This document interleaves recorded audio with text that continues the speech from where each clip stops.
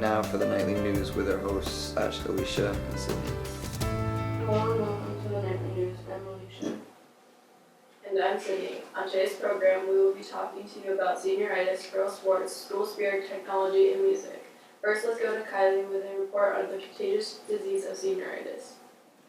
Here at Poland Regional High School, students of the class of 2016 are only months away from walking on stage in their caps and gowns. But at what cost?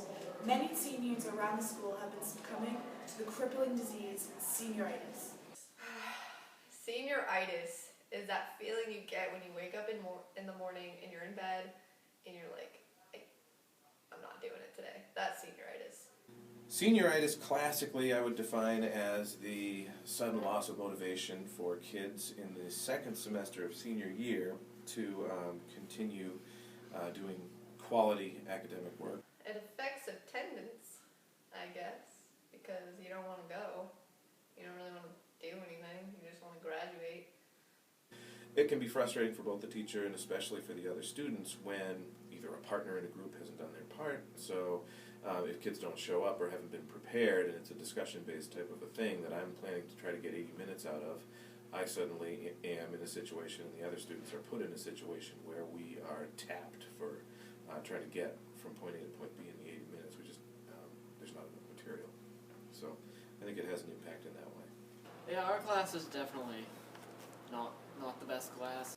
I think last year seniors showed everyone up. It's hard to top them. They were over the top and really excited and peppy. And we go to pep rallies and there's a select few of us who are really excited about it. And then most of us are just yeah. So it's the end of the day. Let's go home because the senioritis is just kicking in. I'm sure it's more apathetic than some and less apathetic than others.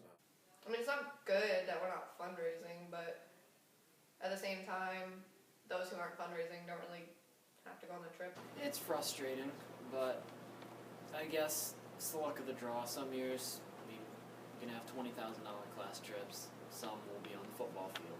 I think from time to time it gets me frustrated, but at the end of the day, it's the senior class that is going to suffer from or benefit from whatever level of effort they choose to put forth.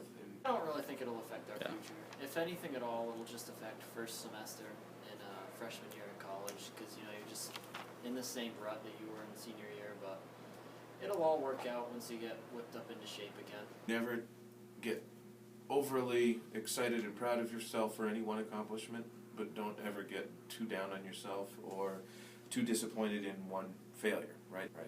It's all going to be clean safe from there, and you get to now invent the you that you want to be from that point forward.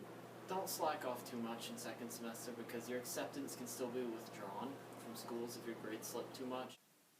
The second semester is key. It's the hardest semester to get through because you don't want to show up anymore, but you need to stay strong. You can't slack off. Senioritis is an actual problem at PRHS and won't go away anytime soon.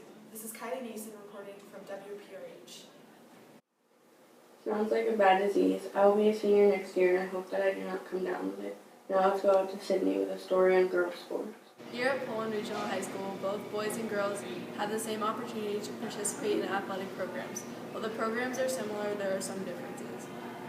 A little bit of different skill sets, a little bit of different, how should we say, physicalness. Boys seem to be a little more physical than girls. I think girls don't want to be as physical with their teammates. In one of our team meetings, one of the girls said, "Coach, I don't want you to coach me like a girl. I just want you to coach me."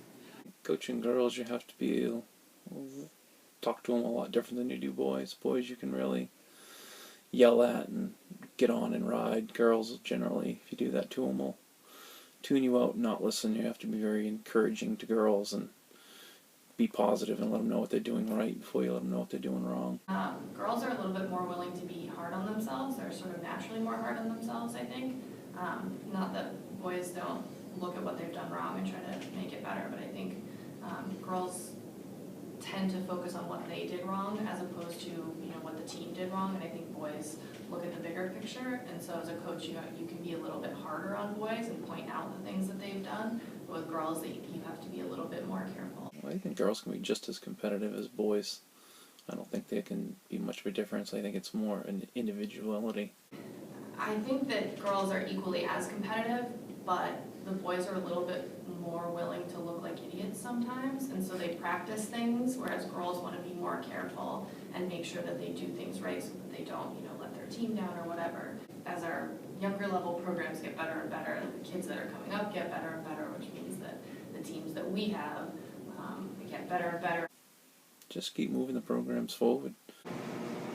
We look forward to seeing the programs grow even more. I'm Sydney Hudson reporting from WPRH.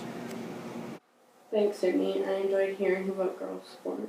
Another thing I really like to participate in is School Spirit. Here's Hannah to tell you all about it.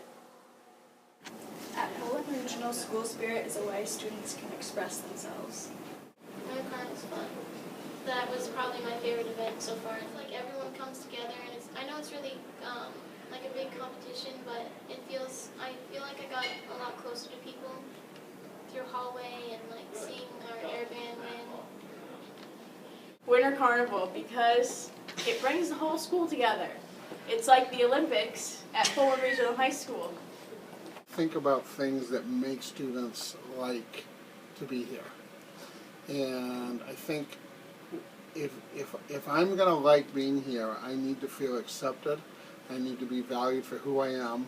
I need to know that I'm not going to be called into question because of who I am. I'm not going to hear put downs. I'm not going to hear, because honestly, why would anyone feel excited and want to show school spirit in a place where they're constantly being put down and don't feel accepted and don't feel like they belong? The key to school spirit is belonging. If I don't belong, if I don't feel like I belong, like I'm an integral part of this community, then I'm not going to really be into school spirit. School Spirit helps bring students together. I like that everyone wears the t-shirts. I think that's cool that like we all are one group. The more positive we can make kids feel about being here, I think that's going to be the answer to your school spirit. Show them that high school is the best days of your life, and you need to really have fun. I think the number one thing is that we need to give them more support, because sometimes people like go home and they don't get any support, so that's why they don't try. So I think that if we support more and we try to get people more into it, that would be a lot better, and offer more activities and just like try to talk to them. I think that would make them love school more. This is Hannah St. Hilaire reporting from WPRH. Thanks, Hannah. That really made me want to attend a pep rally. Next is Darren with the latest news on technology. Technology is important to teachers and students alike at PRHS. Technology is important to me because I'm surrounded by it. Just about every aspect of my life is affected with some sort of technology. Well, I think my opinion is if the technology is there, I think using it makes a lot of sense. I think like everything else, it's a fabulous resource for people to have, but for some, significantly better, particularly from a medical point of view, and most definitely from a science point of view. There's so many different ways that it's been a huge benefit to mankind. For example, the cell phone technology, I often see people looking at their cell phones most of the day, walking down the halls. I saw 3 kids coming down the hall, and all 3 of them were looking down at their phones. So I think the cell phone technology is a great technology. However, sometimes we can become too reliant on it. Individuals need to, curtail and manage how it may dictate.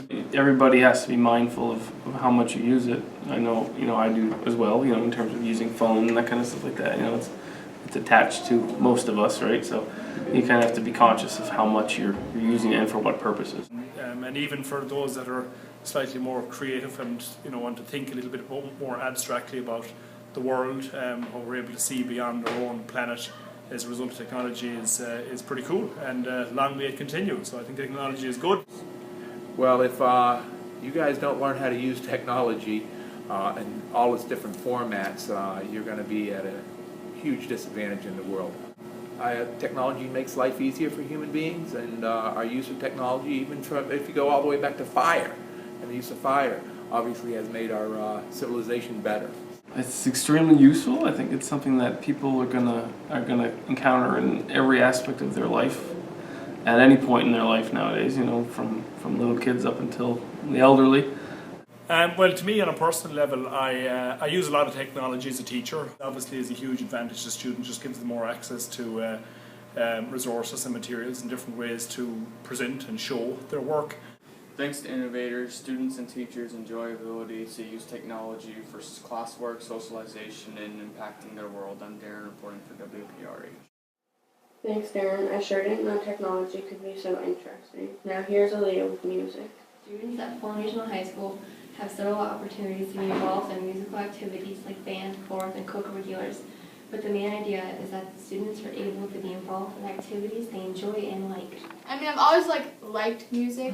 I started playing guitar when I was in 7th grade because I actually had an opportunity to learn from Mr. Brandon. My favorite is the trumpet because it's the one that I first started with. That's cool. So why not try to play it? So I joined band. I like punk rock music and Nirvana. I like rock music too, just that general area. But if I like a song, the genre doesn't. My favorite genre of music is heavy metal, so it doesn't really impact me at all. I mean, people kind of judge based on what you listen to. Actually, my favorite was Motionless in White, very heavy metal band, because they're my favorite band, number one. And number two, I got to see it with all my friends. I like classical, jazz, pop, funk, everything. The biggest one is classical because it's almost where everything came from.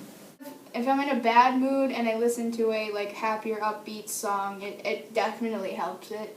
If I'm in a happy mood, if I listen to a sad song, I'll be like, oh wow, now I'm kind of sad. It's kind of like an escape. When you're in a bad mood, you can just listen to music and it kind of tunes everything out. Listening to happy music, I'm happy. When I'm listening to sad music, I'm sad when I'm listening. So I guess I could say the way it impacts me is it impacts the way people see me. At Fulham Regional High School, music impacts students' lives and provides personal enjoyment. I'm Aaliyah Hamill reporting for WPRH. Thank you for that report, Aaliyah. Music is definitely important. That's it for our show. I hope you have enjoyed our student reports. I'm Sydney. And I'm Alicia. Have a great day.